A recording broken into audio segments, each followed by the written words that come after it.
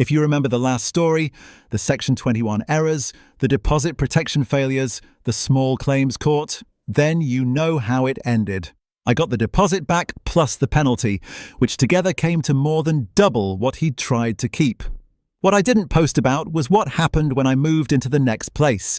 I checked the deposit protection scheme in week 1. This is now a habit, the same way I photograph every rental property every 6 months. The cost of the habit is 0. The cost of not having it has already proven itself once. I verified the scheme directly, typed the deposit amount and my landlord's details into each of the 3 government-approved schemes. The tenancy deposit scheme, My Deposits, the deposit protection service, 30 seconds each. My deposit wasn't in any of them. My new landlord was a private individual, seemed straightforward, had been renting the same flat for 20 years.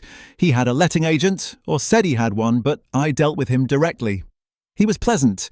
He had, when I asked in week 1 about the deposit protection scheme, sent me a PDF from a company called SecureRentDeposit. I had never heard of SecureRentDeposit. I looked it up. SecureRentDeposit was not a government-approved scheme. It was a private company offering a service that resembled deposit protection but carried no legal standing under the Housing Act 2004. Registering a deposit with them satisfied no legal requirement. There are 3 government-approved schemes in England. SecureRentDeposit was not one of them.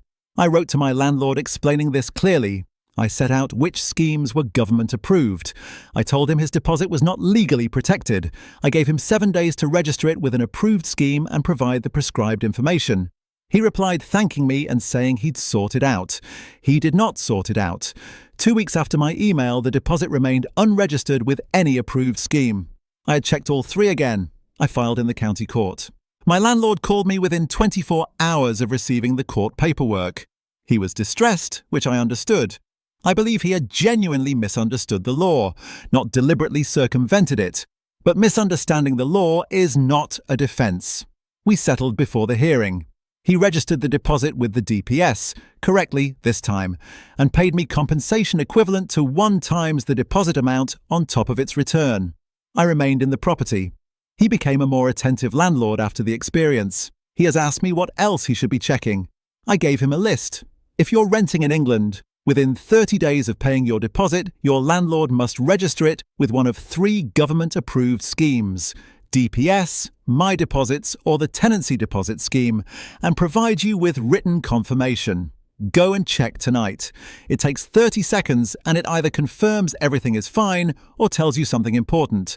Has something gone wrong in a similar way twice, but differently the second time because you knew what you were dealing with? Drop it in the comments.